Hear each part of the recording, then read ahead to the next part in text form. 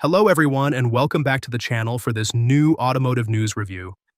Today we're going to talk about an electric SUV that could become one of the most important launches on the American market in 2026, the Rivian R2. And if that name doesn't mean much to you yet, remember one thing. This vehicle is not just another electric SUV. It might be the first truly credible rival to the Tesla Model Y, not because it wants to copy Tesla, but precisely because it offers something different. For years, the Tesla Model Y has dominated the electric SUV market. It's practical, quick, relatively efficient, deeply embedded in the public mind, and above all supported by the entire Tesla ecosystem. The charging network, the brand image, the software updates, and a massive industrial lead. Many automakers have tried to attack it, but very few have actually managed to shake it. And yet Rivian is now arriving with a product that could appeal to a different kind of customer. People who want an electric car, yes, but not necessarily a cold, sanitized vehicle designed only to look like an aerodynamic bar of soap. The Rivian R2 is interesting because it brings real personality to a segment that sometimes desperately lacks it. While many electric SUVs mostly try to be smooth, silent, clean, and reassuring, the R2 leans into a more rugged, more adventurous, more American image. It carries the genes of the larger R1T and R1S, but in a more compact, more accessible format. And above all, one that is far more strategic for the brand. Because until now, Rivian was a very cool brand. Very desirable, but also very expensive, and still too limited in volume. Its previous models allowed a Rivian to build a strong image. But now the R2 has to do something much harder. Turn that image into mass-market commercial success. And that is where the stakes become enormous. The R2 is not just a new model in Rivian's lineup. It is probably the vehicle that could decide the future of the brand. If the R2 succeeds, Rivian could become the true second major American electric automaker behind Tesla. If the R2 fails, if costs are too high, if production cannot keep up, if prices remain too premium, or if customers simply don't show up, Rivian could find itself in a much more complicated position. In the car business, a good image is not enough.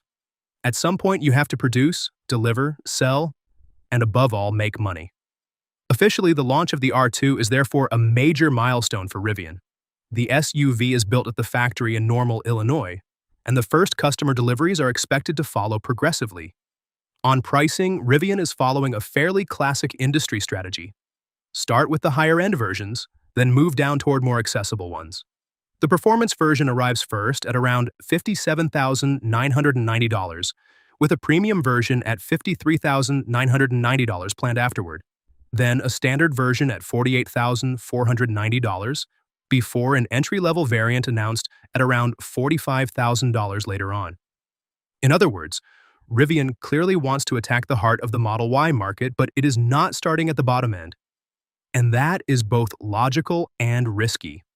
Logical because a company like Rivian needs margin.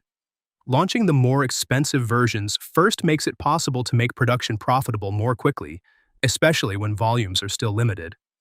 Tesla has used this method before. But it is also risky because the 2026 electric market is no longer the 2021 electric market. Customers are more cautious. Government incentives are less obvious. Interest rates have risen. And above all, many consumers are starting to look at electric vehicles with a little less enthusiasm than before.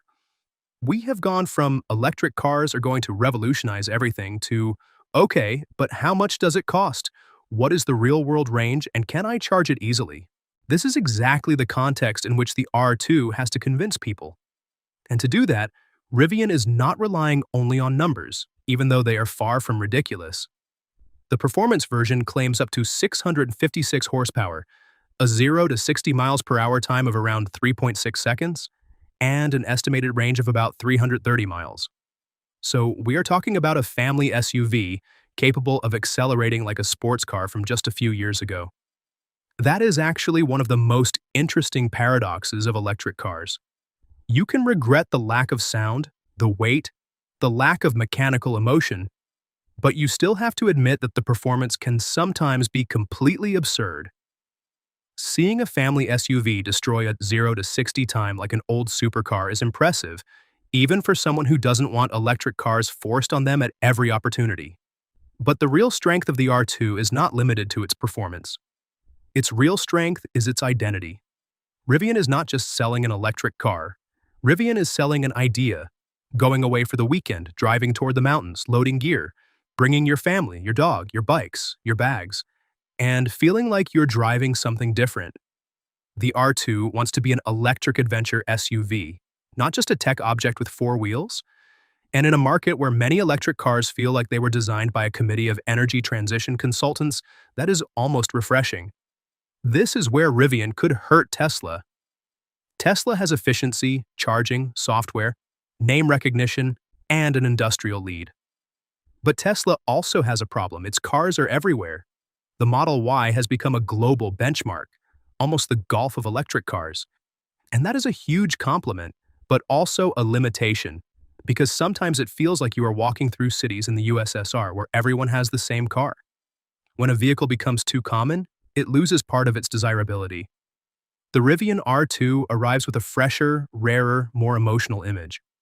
It obviously is not going to kill the Model Y overnight, but it could appeal to people who want something other than a Tesla, without necessarily going back to a gasoline engine. And that may be the most important point. For a long time, electric cars have been presented as a moral obligation. You had to drive electric because it was the future, because regulations were moving in that direction, because automakers no longer really had a choice, and because governments were pushing the entire industry that way. But for us car enthusiasts, the problem was never the technology itself. The problem is when pleasure is replaced by obligation. A car should not just look good on a spec sheet. It should make you want it. And if Rivian manages to do something with the R2, it is precisely that, making electric cars a little less preachy and a little more desirable. Meanwhile, the rest of the automotive industry is telling a very different story. As we have seen, recent supercars and hypercars show that mechanical emotion is not dead. We are still seeing V12, hybrid V16, spectacular combustion engines, and exclusive cars proving that automotive passion continues to exist, even in a world that is becoming more and more electrified. Ferrari, Aston Martin, Bugatti, McLaren, and Lamborghini know very well that their customers want performance, but also theater. And that is where there is a lesson for everyday electric cars. If you want to convince people, don't just give them a battery, give them a story. The R2 is obviously nothing like a supercar, but it applies part of that logic to a family SUV. It is trying to create attachment, atmosphere, image. Where a Tesla can sometimes feel like an extremely efficient tech product, the Rivian is trying to be a car with character. And in a market that is starting to become saturated, that difference could matter a lot. Now, we have to stay realistic. The success of the Rivian R2 is not guaranteed. Far from it. Rivian has to prove that it can build this vehicle in volume, with consistent quality, reasonable delivery times, and controlled costs. This is often where young electric automakers burn their wings. Making an attractive prototype is one thing. Producing tens or hundreds of thousands of units without exploding costs is another. Tesla lived through that hell with the Model 3. Rivian could be facing its own moment of truth with the R2, and the market will not do it any favors. Across the ring, Tesla can cut prices, improve the Model Y, strengthen its network, and use its massive industrial lead. Traditional automakers are not going to stand still either. Hyundai, Kia, Ford, GM, Volkswagen, and others all want their piece of the pie. So Rivian is arriving with an appealing product, but in an extremely difficult battle. The R2 has to be good-looking, practical, quick, reliable, well-priced, well-built, and delivered at the right time. In the car industry, that is a lot to ask from a single model. But that is exactly why this vehicle deserves to be talked about. The Rivian R2 is not just another electric SUV.